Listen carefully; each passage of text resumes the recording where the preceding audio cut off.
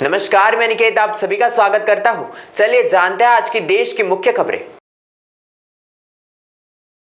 पूर्व जम्मू कश्मीर राज्यपाल सत्यपाल मलिक का मंगलवार 5 अगस्त को दिल्ली के राम मनोहर लोहित अस्पताल में निधन हो गया।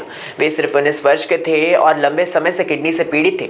उनका कार्यकाल अगस्त 2018 से अक्टूबर 2019 तक रहा और इस दौरान उन्होंने आर्टिकल 370 के खात्मे में एक ऐतिहासिक फैसले का निरीक्षण भी किया, जिससे कश्मीर का विशेष संवैधानिक दर्जा समाप्त हुआ। मलिक की राजनीतिक पारी लगभग 5 दशकों से चली, जिसमें उन्होंने जनवाद, कांग्रेस और भाजपा जैसे प्रमुख दलों में कार्य किया और कई उच्च पदों पर रहते हुए भी अपनी मुखराज बनाए रखी। उनके निधन से अक्रॉस पॉलिटिकल स्पेक्ट्रम शोक व्यक्त किया जा रहा है। एक अनुभवी और सशक्त आवाज अब इतिहास के पन्नों में समा रही है। सुप्रीम कोर्ट ने राहुल गांधी को चाइना ने हमारी जमीन हड़पी जैसे विवाद बयान पर तगड़ा सावधान किया और कहा, अगर आप सच्चे भारतीय होते तो आप ऐसा नहीं कहते। हालांकि कोर्ट ने मानहानि मामले में अस्थायी रोक भी लगाई। न्यायाधीशों ने पूछा कि आपको कैसे पता चला कि चीन ने 2000 वर्ग किलोमीटर भारत की जमीन पर कब्जा कर लिया है, और सवाल उठाया कि क्या उन्होंने संसद में यह मुद्दा उठाया। रक्षा मंत्री राजनाथ सिंह ने राहुल की आलोचना करते हुए कहा कि उन्होंने सेना अध्यक्ष के कथित बयान गलत तरीके से पेश किए और इसे अजब राजनीति करार दिया। बीजेपी ने अमित मालवीय और अन्य नेताओं के जरिए राहुल गांधी पर सर्टिफाइड एंटी नेशनल होने का आरोप लगाया और उनसे राष्ट्र के प्रति माफी की मांग की। 5 अगस्त को संसद परिसर में हुई एनडीए संसदीय दल की बैठक में प्रधानमंत्री नरेंद्र मोदी को ऑपरेशन सिंदूर और महादेव की सफलता पर सांसदों द्वारा सम्मानित किया गया।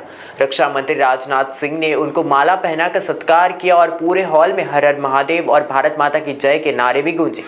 बैठक में सर्वसम्मति से प्रस्ताव पारित हुआ, जिसमें भारत सशस्त्र बलों की बेहतरीन बहादुरी और पीएम मोदी के अद्भुत नेतृत्व की प्रशंसा भी की। पीएम मोदी ने विपक्ष को कटाक्ष करते हुए कहा कि विपक्ष ने ऑपरेशन सिंदूर पर चर्चा की मांग करके खुद की ही फजीती कर ली। चलो रोज करा दे, क्योंकि यह हमारी फील्ड है। उन्होंने यह भी स्पष्ट किया कि दुनिया के किसी देश या नेता ने भारत को ऑपरेशन रोकने का आदेश नहीं दिया। भारत ने अपनी सुरक्षा के लिए पूरी स्वतंत्रता से यह कदम उठाया।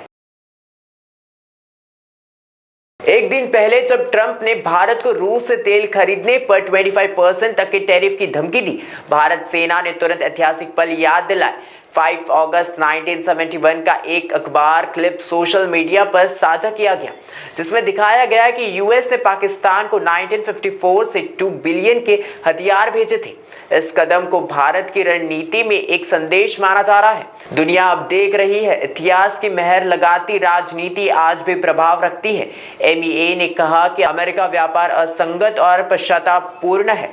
अमेरिका और ईयू ने खुद रूस से व्यापार किया है, फिर भी भारत पर दबाव बनाया जा रहा है। 5 अगस्त 2025 को अमित शाह ने गृह मंत्री के रूप में 2258 दिन पूरे किए। वे इस पद पर रहते हुए सबसे लंबे समय तक कार्य करने वाले नेताओं में शामिल हो गए हैं और उन्होंने लाला कृष्ण आडवाणी के रिकॉर्ड को पीछे छोड़ दिया है। शाह ने आडवाणी को भारत रत्न मिलने पर व्यक्तिगत रूप से बधाई दी और कहा कि उन्होंने देश की सांस्कृतिक विरासत, राजनीति और विकास में अमूल्य योगदान दिया और वे नैतिकता का प्रतीक है। इस उपलब्धि के साथ अमित शाह ने सिर्फ रिकॉर्ड नहीं तोड़ा, बल्कि पार्टी नेतृत्व में अपनी स्थिरता और प्रभाव को भी मजबूत किया। यह एनडीए सरकार में उनकी केंद्रीय भूमिका को दर्शाता है। आज के देश की खबरों में फिलहाल बस इतना ही। ऐसे इंटरेस्टिंग इंफॉर्मेशन के लिए देखते रहिए महाराष्ट्र टीवी 24।